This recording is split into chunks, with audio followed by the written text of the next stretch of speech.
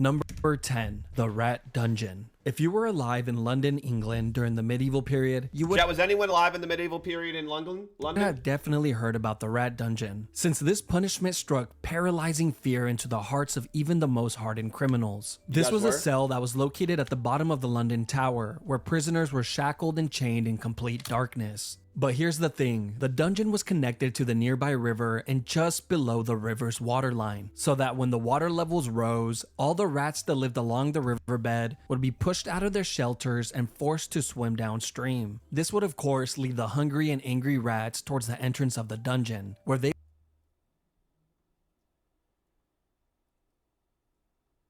This is number 10. would then come face to face with the prisoner. But to the unlucky prisoner, he never actually saw anything, and all he would hear were the soft scurries of the rat's feet entering the dungeon. And in a matter of minutes, these soft noises were in the hundreds and all around him. These angry and aggressive rats would then begin to take small bites from the prisoner, who had no way of defending himself. Now, he might be able to shake the rats off for a few hours, but eventually the prisoner would pass out from pure exhaustion. And while he slept, the rats would continue to take bites from his flesh. Eventually, when he would wake up, he would discover hundreds of bites throughout his entire body. But it didn't stop there. The prisoner was left here for days or weeks on end, depending on his crime. But towards the end of the medieval period, this form of punishment just got more and more deranged, eventually becoming a form of execution, where prisoners would just be thrown in the dungeon and forgotten about. Number 9. Go on, Ty! I got you, bro! This was yet another punishment that took place in the London Tower. The rack was a torture device that was used I don't know, dude. in many places throughout history. This form of punishment was originally designed for getting a confession, usually from criminals, slaves, or prisoners of war. The device looked like a large ladder, but instead of secure steps, they would actually rotate like a rolling pin. You see, when a prisoner was placed on the rack, he would have his feet and wrists tied to a ratchet pulley system, where two legal officials would slowly tighten the ropes and locking them in place, placing an increasing amount of strain on the prisoner's shoulders, hips, knees, and elbows with every single for these bits. Check texts PLS. turn. This was all done to get information, but of course, a lot of the times the truth was not accepted as reality, and the prisoner would then begin to say whatever he believed the officials wanted to hear. Sometimes it would work and the prisoners would be let go, while other times they would be tortured Bro, what is the graphics, though? even more for lying. When the whole ordeal was over, prisoners were usually released with dislocated joints, but oftentimes they were left completely paralyzed. That was the case in England in 1447 when a Was anyone alive in 1447 in England? I knew a guy. 25-year-old girl named Anne Askew would be tortured on the rack for hours and hours on end and left completely paralyzed after all her joints were dislocated. She was then carried on a chair and burned alive at the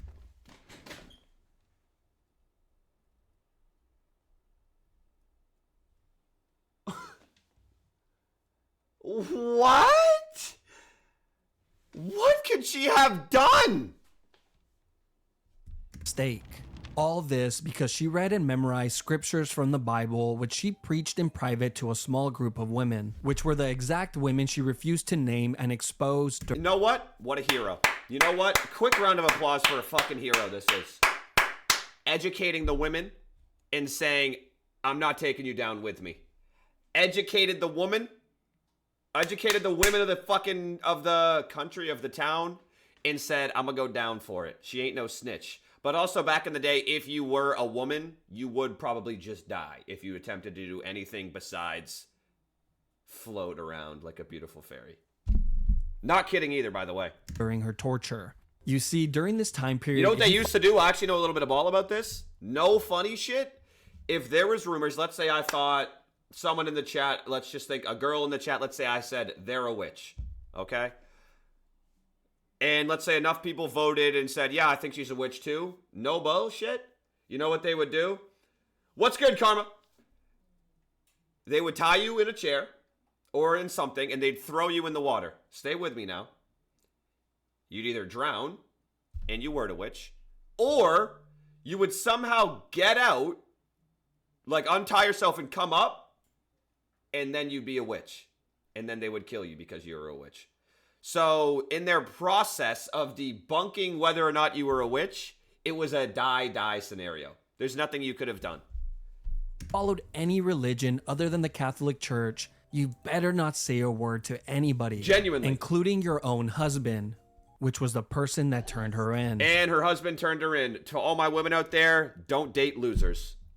Number 8. Keelhauling. This brutal punishment was carried out at sea on sailors who would steal or be violent towards others and would usually result in death. Keelhauling would start with a sailor having his arms tied with a rope, then looped around the entire circumference of the ship before being tied off to his feet. The sailor would then be thrown overboard while the group of men on board pulled on the rope to slowly drag him around the outside of the ship, including over the keel, which is how this punishment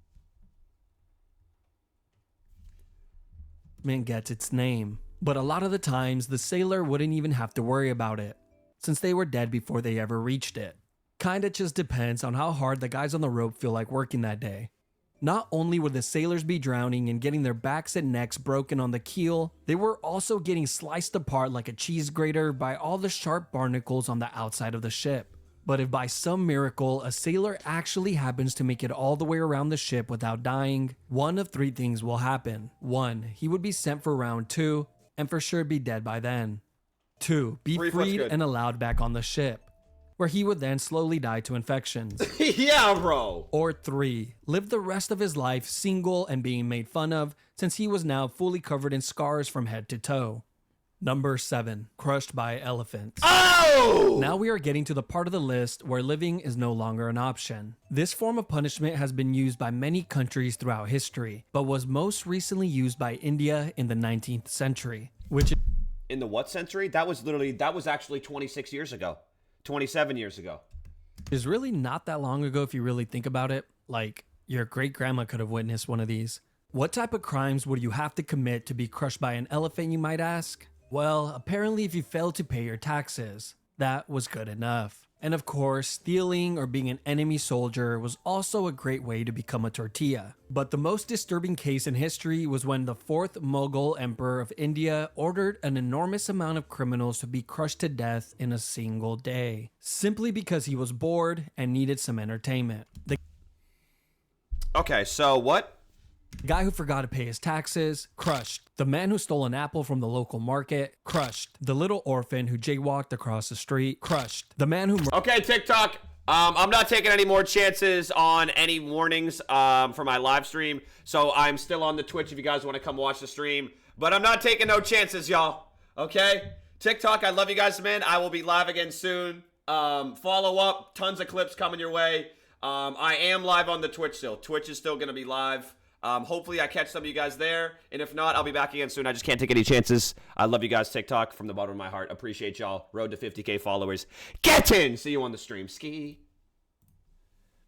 Chad, I learned my fucking lesson too many times, bruv. Let's get into it. murdered his neighbor and added his remains to a large pot of tomato soup, then fed that soup to his family and watched them eat it from the shadows with a creepy smirk on his face. He's alright. Apparently he makes a damn good soup.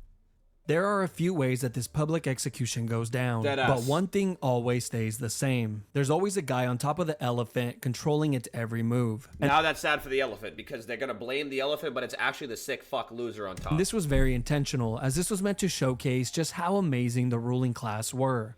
I mean, look at them. They can control an elephant. Now be impressed. The first method of execution was the one that you better pray for if this was going to be your fate. Here, the criminals would have their arms tied behind their I don't even want to watch this, bro. I'm not trolling. This is cringe, chat. back and their heads placed on a pedestal, where No, dude. it was then crushed like a grape by the elephant's foot. Now, the second method is much more cruel. The criminal would be placed flat on the floor with their arms tied behind their backs. Then the elephants would be guided to walk over the person's body, and hopefully the criminal would die on the first go. But sometimes they just end up crushing a leg or an arm, so the elephant then has to make a U-turn and try again and again and again. The final and This is number 7. worst way is when a highly trained elephant was guided to slowly crush the person limb by limb. They would first crush the arms, then the legs, and then poke holes in them with the tusk, until eventually dealing the final blow to the head or torso. This is the more theatrical route that rulers like the 4th Mughal love to take, and made for a truly traumatizing experience for everyone. Go on, Except for Sunderland! the 4th Mughal. He loved it. Number 6. Dude, chat, I don't know if I get through this video, genuinely. Impalement. Probably Nah, bro, I can't. I don't think I could do it. I really don't. It makes me so sad and cringed.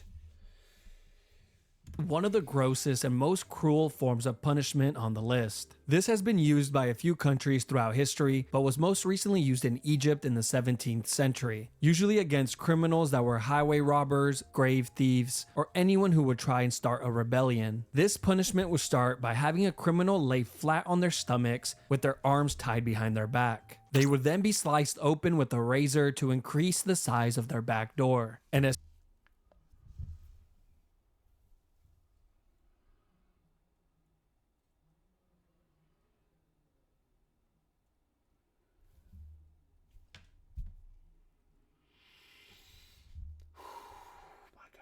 Yeah, dude, it's not getting any easier, bro. soon as that incision was made, the cut would be lathered with paste to instantly stop the blood. They would then thrust in a long wooden Yo! stake that was the width of a man's arm, which was sharply tapered on one end. They then begin to hit the wooden stake with the mallet, pushing it further and further Yo! in. And of course, the stake was greased up beforehand to make this process a lot smoother. And once the stake has popped out of the criminal's shoulder, head, or mouth, they were pretty much long gone. He is then planted next to a busy road, like a Halloween decoration, to remind everyone that this is what happens when you break the law. They will be left there for the entire day and removed the following morning before the body begins to stink.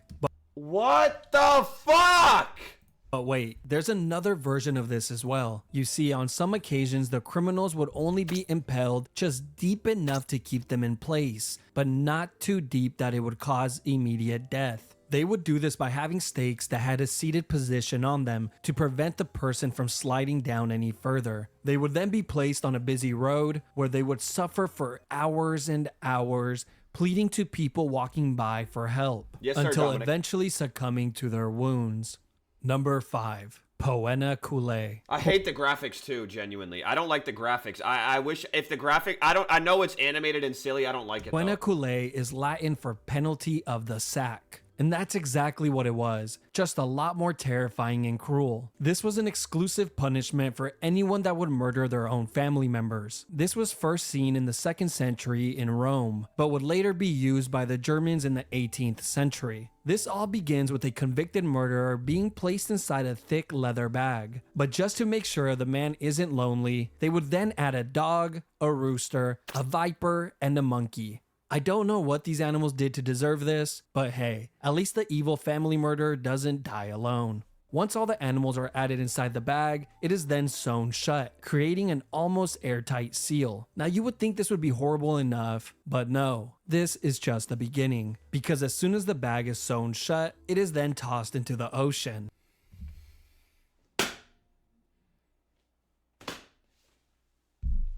But don't worry, later on, these murderers would be given the option to either be placed inside the leather bag or be sent to perform at the Colosseum, Coliseum in a fucking heartbeat. There's a chance of glory there. where they can perform the act of being mauled to death in front of all of their loved ones and peers. You know, at Fuck it, there's some glory there. Maybe you beat a bear up. least they had the option. Number 4. Rats. Dominic, appreciate the bits. This is one of the most sick punishments in all of human history, and it involves the use of rats. I Oh god, chat. Fuck! Next 3 videos are silly. Stay with us. will cover 2 of them here as they are very similar. The first use of this form of punishment dates back to 1568 Someone during definitely the beat the 80 bear. Years' War. A Dutch leader named Diederik Sonoy would often use this method of punishment, which involved placing a rat inside of a clay bowl, then placing it topside down on a prisoner's stomach, chest, face, or groin. Then the back of the bowl would be Oh, come on. heated with either a torch or some coals, causing the rat to go into a full-on panic, trying to escape from the heat. Did bro just shit? And its only way out was to burrow into the human. Once inside, it would continue to chew and tear apart whatever was in its way, desperately searching Bro, for Murr's tamest punishment, deadass. a way out. Eventually, the rat finds its way out of the maze and survives. The same could not be said for the prisoner. But the second method was much, much worse, Come on. and was highly secretive since it was used under the guidance of the dictator Augusto Pinochet, where he held power from 1976 1970. Brother, this was happening 40 years ago? through 1983. They called it the rectoscope. And I'm That's sure you butt. have already figured out where this is going. butt. Yes, it's exactly what you think. They would put him in his ass. place a tube on a prisoner's back door, then insert a rat inside of the tube. The rat would then begin to burrow its way in. These people were so sick that they actually expected the prisoners to answer questions while this was going on. Eventually, the rat would find its way in and begin to move forward to find its way out. Nobody really knows how many people died from this punishment, but we do know that a ton of people went missing when this dictator was in charge. Number 3. Not in the ass! Gibbeting. The last known use was in the early 1900s in Afghanistan. This all came to light in 1921 when the National Geographic published this image in their magazine. This was also used in the United States from time to time during the 17th and 18th century. One notable example was in Boston, Massachusetts, where a few pirates were hung at the Boston Harbor, Why? which served as a warning to any sailors that were approaching Boston. Now let's talk about England, since they love this form of punishment so much. In England, this was used on traitors, murderers, pirates, and thieves. But after the year 1752, the Murder Act was passed, which required that all convicted murderers must be put to death by being publicly dissected or by gibbeting of some sort. And over 134 confirmed people met this fate. The most common form of gibbeting were actually cages, and they looked like this. It was an all-steel cage that was shaped tightly to the form of a Hydrogen human bomb body, versus which coffee, was baby. so tight that it would not allow the person inside to move. They were then hung 30 feet or more off the floor, usually on a public road or water hole, to ensure that the most these amount were of in people Assassin's could Creed. witness this monstrosity. But I can only assume this was more annoying than anything, since every time you get thirsty and needed to fill up your container of water, you would have to deal with the dying man begging you for a sip. Over here! But the annoyance and torture of the public didn't stop there, because after the criminals would die in the cages, the body would be left inside to rot for years and years Come on on! end, with the locals complaining that the smell of death was so pungent that they couldn't even sleep at night. There's even been reports that some human remains stayed inside of these cages for over 20 years, before a government official would finally remember to clean it out. Number 2, What Scaphism. This was a form of punishment that was used by the ancient Persian Empire Oh, here we go, man. on anyone that would be convicted of murder. First, the criminal would be placed inside of a boat on their backs and tied down. The boat had 4 holes cut out so that the person's Bro, just arms and legs would be outside of the boat and in the water. They were then force-fed large quantities of honey and milk until their stomachs Oh, that's W. were visibly full. They would then proceed to lather their entire body with the milk and honey as well. After all these steps were completed, he was then pushed out to the middle of the lake where he was completely exposed to the heat of the sun. But the sun would soon become the least of his worries. You see, the reason they fed him milk and honey was not because it was a great last meal, but because this combination causes a person to get extreme diarrhea, which mixed with the sweet honey attracts rodents, bugs, Why? This was just ancient fanfic, no actual record of it being done. Okay, fair enough. Because this is too specific. wasps, bees, flies, and whatever other animals live near the lake. After being tormented by the animals throughout the entire night, you would think that the daytime maybe gets a little better. No, because as soon as the sun rises the following day, the person inside of the boat gets another gigantic meal of milk and honey and an additional lathering. This would be done on a daily basis to prolong the punishment for as long as possible. Coyote Peterson's new fucking video, deadass. It was Robo. also well documented that the rodents would continuously attempt to burrow inside of the person through their back door. They were probably trying to get a head start on their next meal. A writer named John Sonaris wrote in great detail about one of these incidents. He would go on to say that it was one of the most horrid and cruel forms of punishment since it was terribly long. What is number one? And seemed to have no end in sight. He wrote about a man who survived for an entire 17 days before he finally died from his wounds. Apparently, the man spent his last few days with his entire face completely covered with wasps. Coyote Peterson. And his flesh rotting away, filled with swarms of parasites and worms, all while being covered in his own filth. Number 1. The Oubliette. Oubliette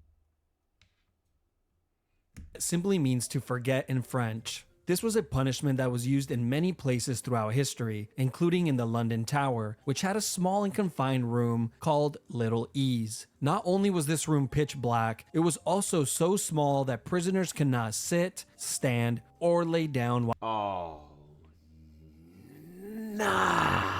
while inside it, and they would be left in this uncomfortable position for days on end. One of the most famous oubliettes is not the one in the London Tower, but in the neighboring district of Warwick, inside of Warwick Castle. Here, deep underground in the castle's dungeons, is a very small and narrow cell, completely made of stone, which has a metal door to close it shut. Prisoners were tossed inside of the cell and forgotten about, as the name implies. The prisoner would just have to sit there and wait for their inevitable death, which usually came in a few days from dehydration or starvation. Now, of course, this would be the best case scenario, because in reality, most of the time there would already be a rotting corpse inside of the cell to keep the new prisoner company. The previous occupier of the cell would serve as a daily reminder of his upcoming fate. But that's not the only companions that he will have, since the underground dungeons are completely infested with rats that have developed a taste for human flesh. Come on, bro. But wait, there's more. These oubliettes existed in many of the castles throughout Europe, and in recent times they have actually discovered these dungeons with dozens, if not hundreds, of human remains inside of it, as proof that they were hardly ever cleaned. Like in Leap Castle of Ireland, where in 1900, during the castle's renovation, a worker found a small opening behind a wall inside of the chapel. This hole had an 8-foot drop that led to a large oubliette. And what the worker found inside shocked him, since it was filled with so many skeletons that they needed multiple cartloads to clear it all out. But just when you think this section is over, it just keeps on giving. No. You see, there's been many stories of men who have been placed inside one of these dungeons and kept alive for years and years on end, surviving off crumbs of food and minimal amounts of water, prolonging their inevitable demise for as long as humanly possible. These cells were sometimes even placed on ground level so they can hear the voices and laughter of the people outside, an experience that they will never get again in this lifetime. Oh my god.